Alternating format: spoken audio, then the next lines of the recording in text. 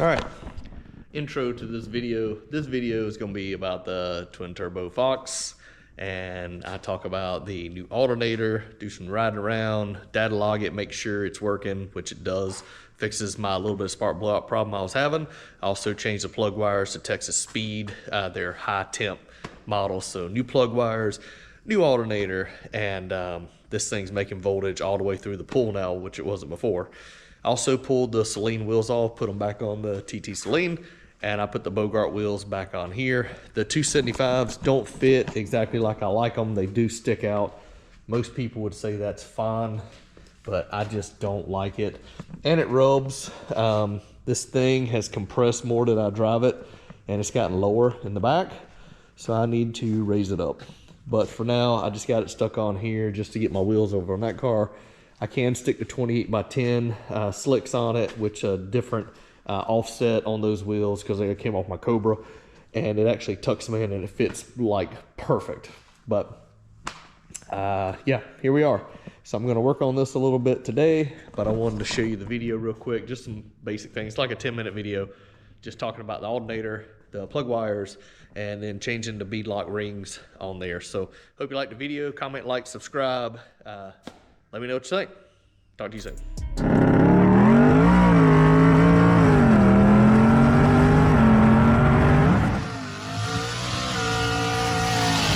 Be sure to comment, like, and subscribe.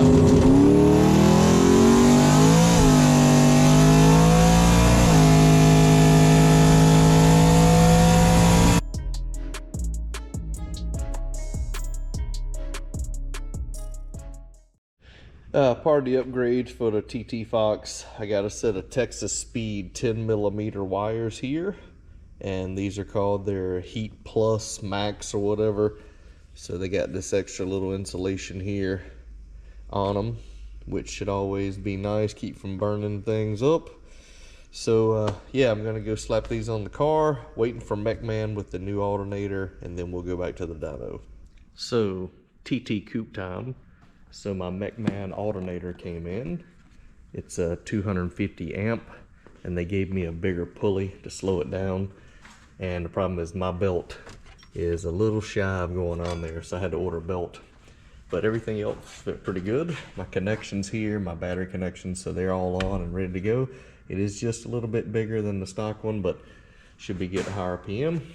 Also back here, I got this little trim piece that goes over the spare tire well. See there? Hides that hole. And you're thinking, why'd you do that? Because I've got the rug, and it's right here, that just came in from late model restoration as well. And this is gonna go in just because I like my cars to be more street than race. What I'll do is I'll unbolt this and I'll tuck this under so it looks nice all the way over. But look at that. Instant transformation, right? And I think I already told you about my trunk shocks here in a different video. And inside here, got the door panel still off. Today my door locks came in, so I've got to put those in. I already put my speakers in the doors, so those are 6.5 upgrades, so my speakers work with the radio on this side. I got to take that side off next. But I got to put the lock in here, and then I'm figuring out how to get the mirrors to work. So I got the switch there and the harness. I got to trace it because it's losing it somewhere in the connection here out of the door is missing the connector. So I might have to run on wires, but I'm going to make the power windows work, get the power locks working, get my stereo sounding good, and hopefully that new alternator fixes the voltage problem on the dyno so I don't have spark blowout. If I continue to have spark blowout, it may be in the coils, so I may have to put a brand new set of coils on here too. But I'll do that and we'll get it figured out and we'll see what next is on the list. All right, so I left off yesterday. I got my Mechman alternator, but my belt was too short, so I got a 74-inch 6-rib belt. This is the part number here, and as you can imagine, it fit like a glove. So that's done. My locks came in. I just got through putting the lock on the passenger side. Let me just show you real quick.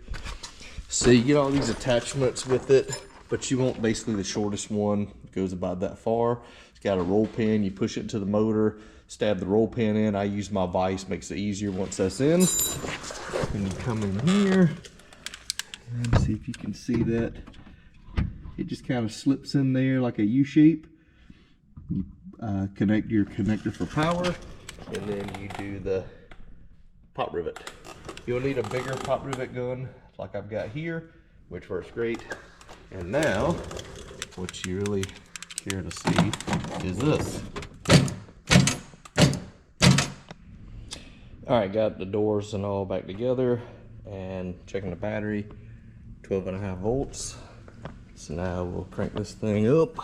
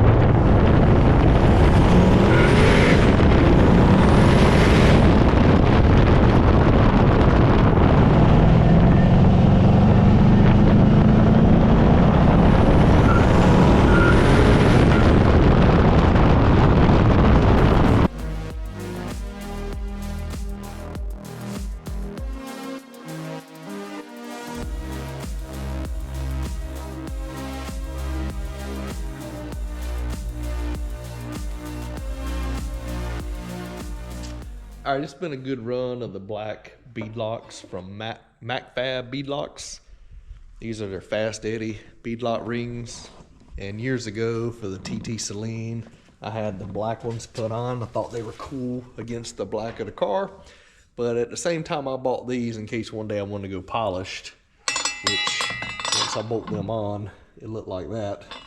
And you're saying, why are you doing that now? Well, it's because I'm about to take the drag wheels off the TTSaleen and I'm gonna put them on the TTFox. And I'm gonna take the Saleen wheels off the TTFox. I'm gonna put them back onto the TTSaleen. So, just something I'm gonna do because these 275s are shot. I mean, they're old, they're wore out, but they're great to drive around on the street, do some burnouts and all, and they will hook significantly better than those nittos that's on there now. That car is fun to drive, but it just constantly spins. So I'm gonna get it here. I'm gonna go ahead and get these wheels off so I can put them onto that car. Before I do that, I'm gonna let the air out of this tire so I can take the beadlock ring off. Then I'll put the new beadlock ring on, put air in it, and then put these wheels on that car. So stay tuned, we'll transform the looks of these things. And I just had to put a new fuel pressure sensor on here for my gauge. I had an altimeter gauge, and under here I have two pressure sensors, one for the Holly, one for the gauge in the car. This is a Scarlett Solutions sending unit that I got from Carolina Speed and Performance today. And the altimeter one I had was reading about 5-6 pounds lower than what it should be.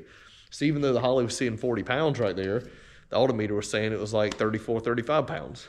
So I put the Scarlett Solutions sensor on it, and now it's showing 40 pounds on the gauge. So that altimeter stuff, I don't know, maybe it's just out of calibration or just old. But anyway, changed it out, and just checking over the car because I just don't have time to drive them all that much, and it's doing great.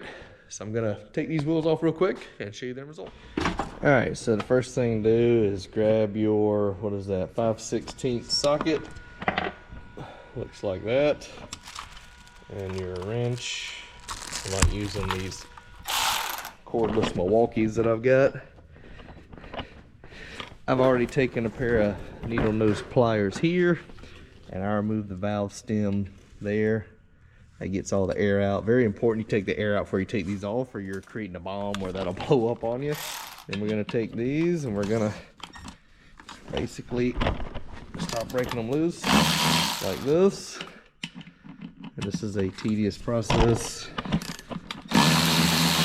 And I'll go around, take them all off of this wheel and that wheel, and show you how easy it is to put on the other one. All right, so you get your torque wrench out. I always like doing it in 3 stages. I do 10 foot-pounds of torque in a crisscross star-shaped pattern.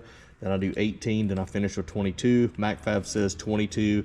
Make sure you use plenty of anti-seize on your threads and blow it out. If you're changing like I do, make sure you blow out all the holes so you don't get any debris in there, and blow out your threads and wipe them off with a brush so you don't have any problems binding up. And then put them in, torque them down, and you're good to go. And put air in it.